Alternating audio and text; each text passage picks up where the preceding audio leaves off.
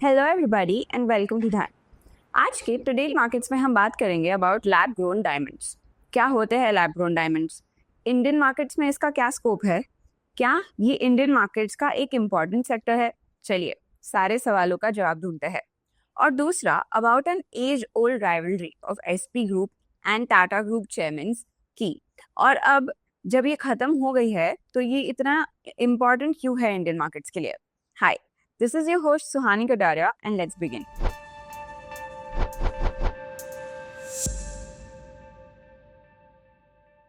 क्या होते हैं lab grown diamonds?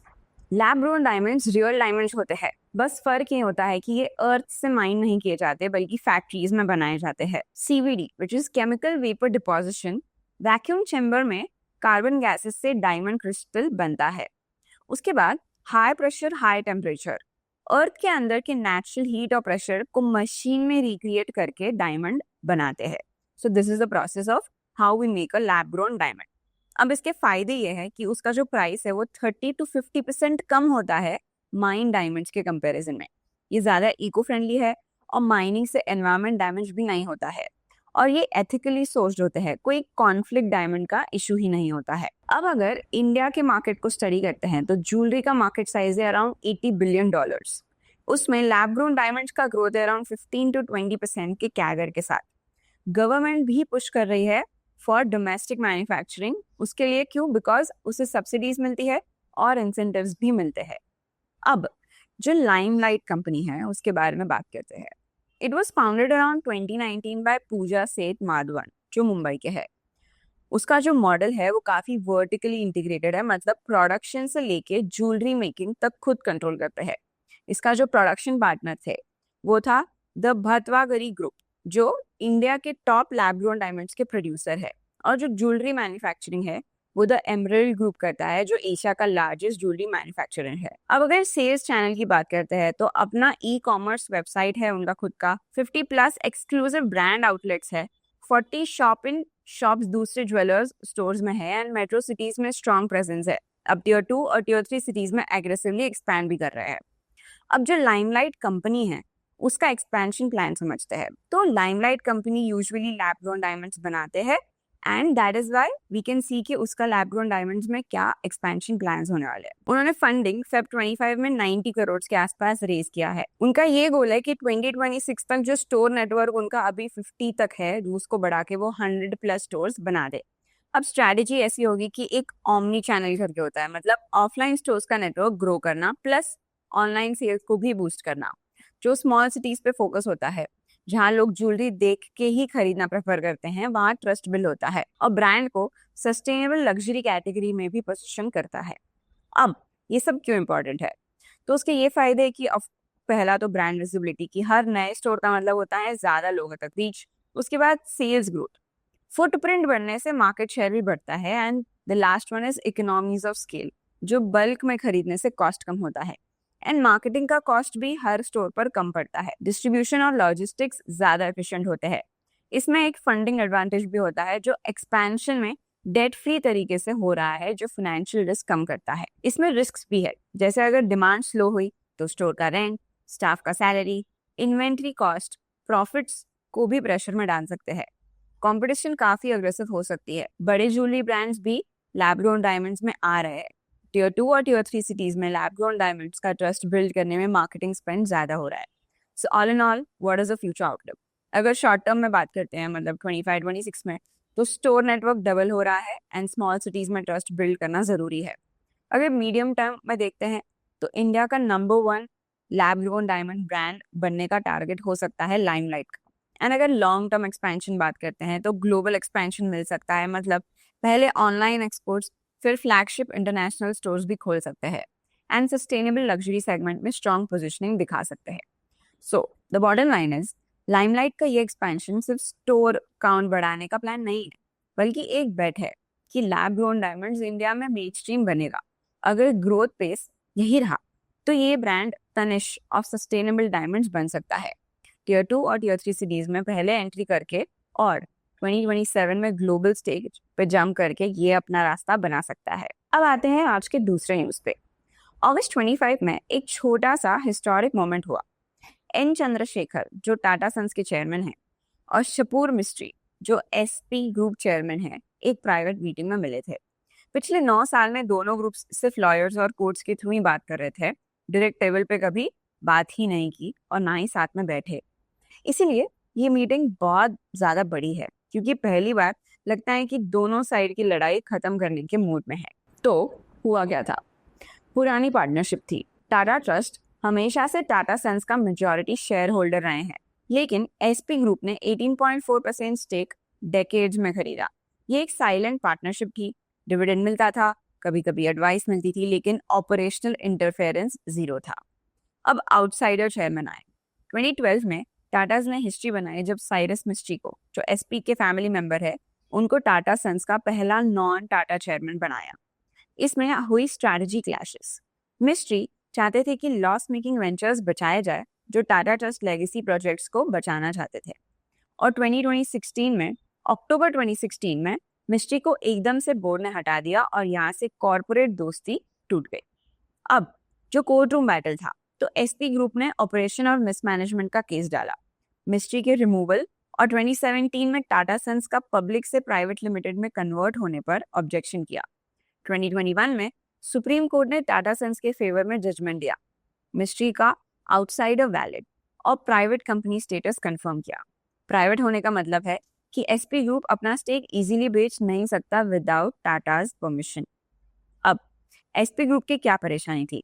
SP group का कोर कंस्ट्रक्शन और रियल एस्टेट का काम फाइनेंशियल स्ट्रेस में आया था। टाटा सन्स का स्टेक पेपर पे 1.5 to 2 लाख करोड़ का था, लेकिन इनलिक्विड था। प्लेज करके पैसे रेज करने की कोशिश हुई, लेकिन टाटाज ने अपोज किया। अब देखते हैं आईपीओ वाला ट्विस्ट, जो एक्चुअली नहीं हुआ, लेकिन 2021 में आरबीआई ने बोला कि अपर लेयर एनबीएफसीज को 3 साल में लिस्ट होना पड़ेगा। टाटा सन्स ने एक एनबीएफसी था, मतलब सितंबर 25 तक आईपीओ करना पड़ता। एसपी ग्रुप के लिए ये गोल्डन चांस होता स्टेक बेचने का, लेकिन टाटा सन्स ने एनबीएफसी लाइसेंस सरेंडर किया। 20,000 करोड़ का डेट रीपे करके आईपीओ रूल से बच गए और एसपी ग्रुप फिर से अटक गए। बट अब अचानक ऐसे क्या हुआ कि वो दोनों फिर से एक साथ जुड़ चुके हैं? अब रतन टाटा और साइरस मिस्ट्री दोनों नहीं रहे, तो जो पर्सनल बिटरनेस थी वो कम हो चुकी है। दोनों तरफ नई लीडरशिप है, so they are both very practical and less emotional. Tata trust ने पब्लिक में बोला कि प्राइवेट रहेंगे, लेकिन एसपी ग्रुप के लिए स्ट्रक्चरल एग्जिट ओपन है। और फिर वो मीटिंग हुई जो 9 साल से इम्पॉसिबल लग रही थी। अब अभी के चैलेंजेस क्या है? तो पहला तो वैल्यूएशन। स्टेक की value tens of thousands of crore है, which is a huge deal size. उसके बाद फंडिंग, टाटा ट्रस्ट के पास उतना लिक्विड कैश नहीं है। नेक्स्ट इज बायर सिलेक्शन, हर बायर टाटा को एक्सेप्टेबल नहीं होगा। और लास्ट है स्ट्रक्चर, हो सकता है कि फेस्ड बाय आउट या सोवरेन फंड पार्टनरशिप हो। अब ये इंडिया के लिए इतना इंपॉर्टेंट क्यों है? पहले तो मार्केट स्टेबिलिटी के लिए। टाटा ग्रुप का टॉप लेवल क्लियर होगा तो लिस्टेड कंपनीज में भी कॉन्फिडेंस बढ़ेगा। उसके बाद कॉर्पोरेट गवर्नेंस का एग्जाम्पल होगा। दूसरे बड़े प्राइवेट होल्डिंग कंपनीज के लिए एक मॉडल बन सकता है कैसे शेयर होल्डर डिस्प्यूट्स सॉल्व करते हैं। And lastly financial deal benchmark, India का सबसे बड़ा प्राइवेट ट्रांजैक्शन में से एक हो सकता है। So the bottom line is, ये टाटा एसपी सागा पिछले 9 साल से इंडिया का सबसे high profile corporate cold war था। अब का मीटिंग गारंटी नहीं देता है कि डील होगा, लेकिन पहली बार लगता है कि दोनों एक ही साइड पे बैठ के सोल्यूशन सोच रहे हैं।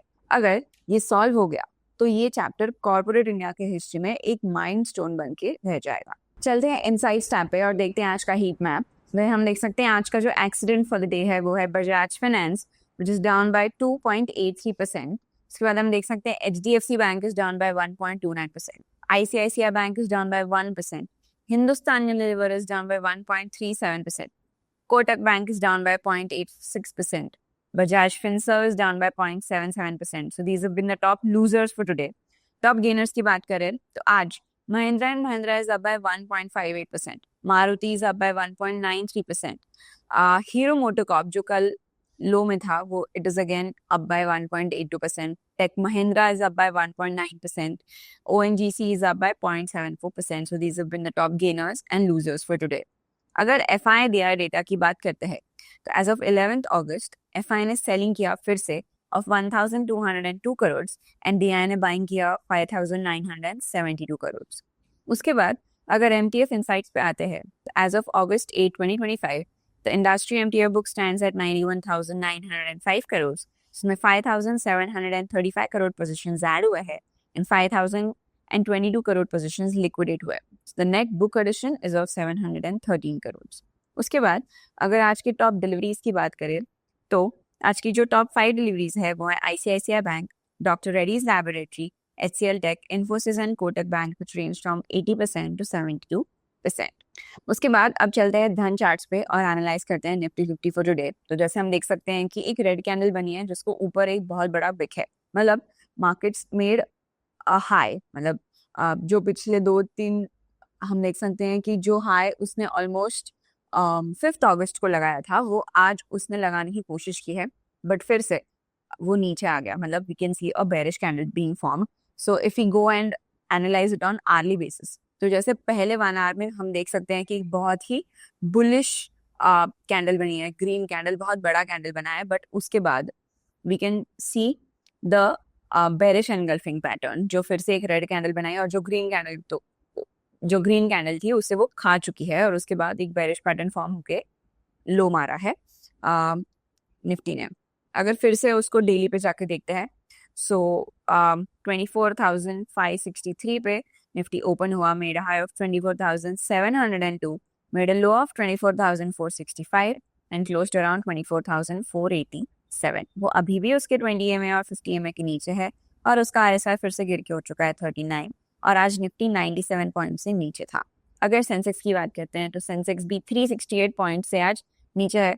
आज सेंसेक्स का एक्सपायरी भी था, so Sensex open around 80,508, made a high of 80,997, made a low of 80,164 and closed around 80,235।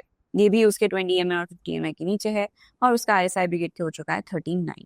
अगर आज इंडाइसेस में बात करते हैं टॉप गेनर्स और लूजर्स की, तो आज सिर्फ कुछ ही टॉप गेनर्स हैं, बाकी सारे ही लूजर्स हैं। अगर लूजर्स को देखते हैं तो आज सबसे बड़ा लूजर है fin Nifty, which is down by 1.02%।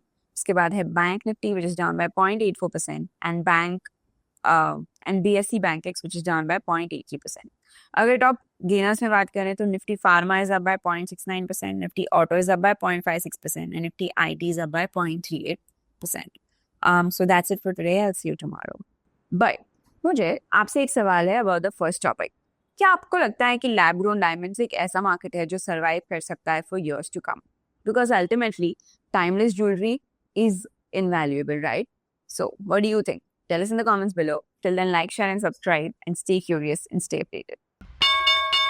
Investments in the securities market are subject to market risk. Read all the related documents carefully before investing.